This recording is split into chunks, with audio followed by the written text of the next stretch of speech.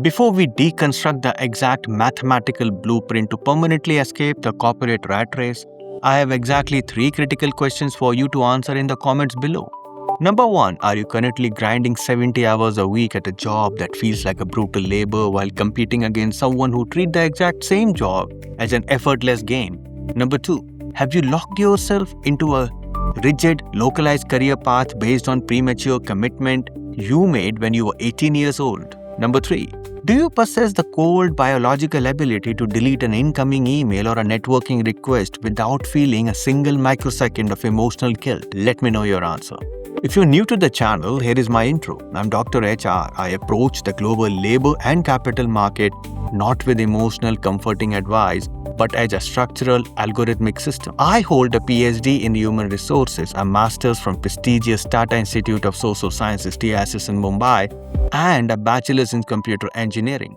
Operating on the ground here in Dubai since 2010, consulting for Tier 1 corporate entities, sovereign wealth funds and apex tech founders across the Middle East and Indian subcontinent, I have monitored exactly how sovereign wealth funds and unbreakable career leverage are synthesized. The market does not reward you how hard you suffer. It rewards you for your unreplicable authenticity. The traditional corporate mindset in both India and UAE is built on a catastrophic illusion, the belief that a raw, painful effort is the ultimate competitive advantage. You are told to outwork, out-hustle and outgrind your peers, but what if I told you that obsessive, painful grinding is mathematically the fastest way to lose? You are going to analyze a profound structural paradox. The less you desperately want something, the less you obsess over it with anxiety, the more naturally and flawlessly you will execute it. People around you will see the quality of your work explode. You will outcompete the entire market, not because you are suffering more, but because you are operating in a state of absolute effortless play. Before I completely dismantle the toxicity of a modern hustle culture, expose the exact algorithms of career exploitations versus exploration, and give you the precise architectural blueprint to productize your own authentic DNA, hit the subscribe button and press the notification bell. I post daily videos showing you exactly how to navigate the global labor and capital market using cold, hard engineering logic.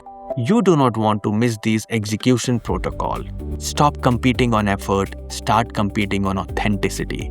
Grab a notebook, it is time to engineer your monopoly. Phase 1, the grind illusion, the competition trap. We must first diagnose the exact debilitating macroeconomic reality that traps millions of professionals across the Indian IT sector and the hyper-competitive UAE corporate landscape. The legacy ecosystem teaches you that your career is a suffering contest. In Bangalore, software developers brag about sleeping under their desk. In Dubai International Finance Center (DIFC), consultants wear their 80 hours work week as a badge of honor. They believe that an obsessive, painful attention to detail is their primary competitive advantage. This is a grind illusion. You're treating your career as a brutal, exhausting work, and you're competing against an apex operator who views that exact same task as a fascinating, joyful game. You will be mathematically destroyed. Let us apply Lean Six Sigma to human cognition. When you are forcing yourself to execute a task you despise simply for a byproduct, a salary, a promotion, or a societal status, your brain introduces massive biological friction. Your cortisol spikes, your creativity collapses, you require massive amount of willpower just to open your laptop. The operator who finds that same task authentic to their DNA experiences zero biological friction. To them, it is an art, it is a beauty, it is a flow state. They are not doing it to get ahead, they are doing it because it's a natural baseline. You cannot beat them, no one is going to beat you at being you, and you cannot beat someone else at being them. If you decide that the right way to get rich in Dubai is to become a real estate broker, but you possess the introverted DNA of a data architect, you will fail. You will force yourself to make cold calls, you will hate every second of it, and you will be annihilated by the broker who genuinely view high-stakes social negotiation as a thrilling sport. To achieve absolute sovereign leverage, you must find the exact operational vector that feels like play to you, but looks like excruciating work to everyone else. When you find this intersection, you completely exit the competitive matrix. Phase 2, the sovereign monopoly, productize yourself. If you want to summarize how to become massively successful in the 2026 economy using just 2 words, the algorithm is simple. Productize yourself. The amateur attempts to shape themselves to fit the demands of a corporation. They memorize the exact keywords the HR department wants. They try to become the perfect generic full-stack developer or the perfect financial analyst. By becoming generic, you become a commodity. In a market dominated by AI and global outsourcing, commodities are priced at 0. The apex operator does the exact opposite. They figure out what they naturally do better than anyone else. The specific, weird, highly localized intersections of their own authentic knowledge. And they scale it into a structural product. You must break this down into 2 core components. 1. Yourself, the authentic vector. You must isolate your unique biological and cognitive signature. This is a combination of your innate talent, your specific obsession, and the knowledge you have acquired that cannot be taught in a standard MBA program. It is the specific way you view the world. If you naturally obsess over optimizing back-end supply chain logistics while reading ancient military history, that intersection is your unique signature. 2. Productize the scaling vector. Authenticity without scale is just a hobby. You must take your unique signature and wrap it in leverage. You package your knowledge into code, into high-fidelity digital media, into a specialized consulting framework, or into a proprietary algorithmic system. When you productize yourself, you create a sovereign monopoly. You have a zero competition. The market cannot benchmark your salary against a standard band because there is literally no one else on the planet who provides your exact localized output. Yes, executing this requires immense energy. Building the code, recording the broadcast, establishing the infrastructure takes capital and time. But because the core action aligns perfectly with your authentic DNA, the execution will not feel like work. You will deploy 100 hours of effort and it will feel like a weekend of play. You escape the competition entirely through authenticity. Phase 3, the premature commitment defect, the search algorithm. Why do so many highly intelligent professionals fail to find this authentic alignment? Because they are the victim of the premature commitment defect. Let us look brutally at the Indian education and the societal framework. At age of 17, driven by intense parental and societal pressure, a student makes a rigid, unbreakable commitment to become a mechanical engineer or a doctor. They invest 5 years of agonizing study, massive financial capital, and their peak biological energy into this specific path. By the time they are 25, working in a corporate hospital or an IT firm, they realize they absolutely hate it. It does not feel like play, it feels like a prison. But because of a sunk cost fallacy, they refuse to pivot. They have 5 years invested, so they grind away in wrong profession, in the wrong city, with the wrong people. For the next 30 years of their lives, this is a tragedy of obsolete architecture. If you lived 2000 years ago and were born on an agrarian farm, your choices were mathematically limited. You farmed. Today, the modern digital economic provides infinite, uncapped opportunity. You wake up tomorrow morning in Mumbai, secure a remote contract with a firm in Dubai, change your entire tech stack and surround yourself with a completely different global network by midnight. You must treat your early career not as a rigid staircase but as a high-frequency search algorithms. Your 20s are the exploration phase. You're running a massive parallel A/B test on your own life. You're trying to find the people who need you the most. You're trying to find the specific operational work that align with your flow state. It is mathematically worthwhile to spend years in chaotic exploration before you lock into a path. The biggest mistake in the world of infinite leverage is commitment to the wrong value stream too early. And if you are 35 to 45 and realize you make a premature commitment, the best time to figure out was 20 years ago. The second best time is today.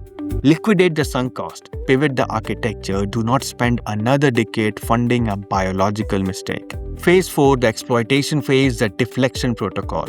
Once you high-frequency search algorithms successfully locate your authentic intersection, once you find the specific productization of yourself that feels like a play and yield massive market leverage, the rules of the game instantly reverses.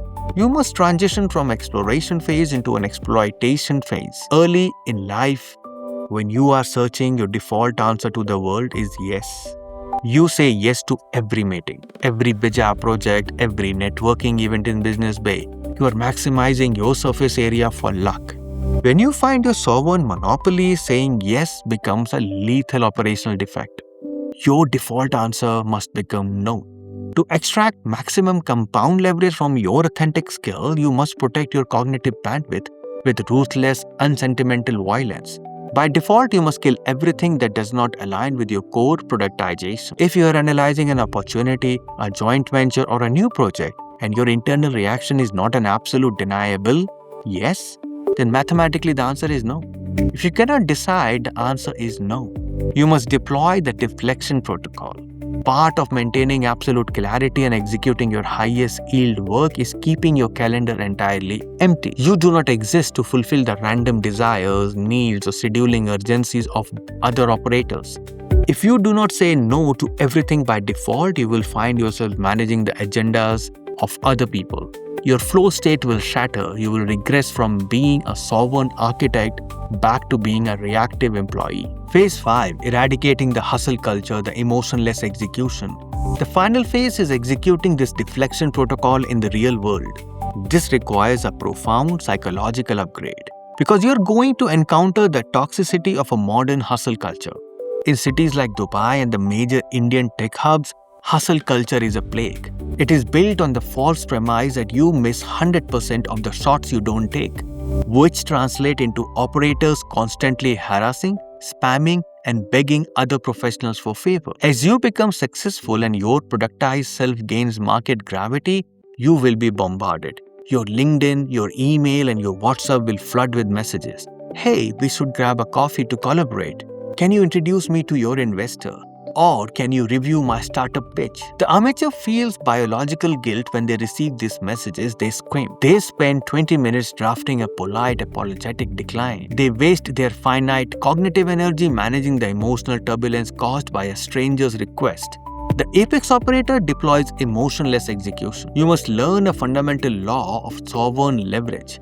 If you would not aggressively ask someone else to do it, and you receive that exact request yourself, you can dismiss it entirely. You do not have to respond. You do not owe the world a polite decline. You do not even let the request enter the processing center of your brain.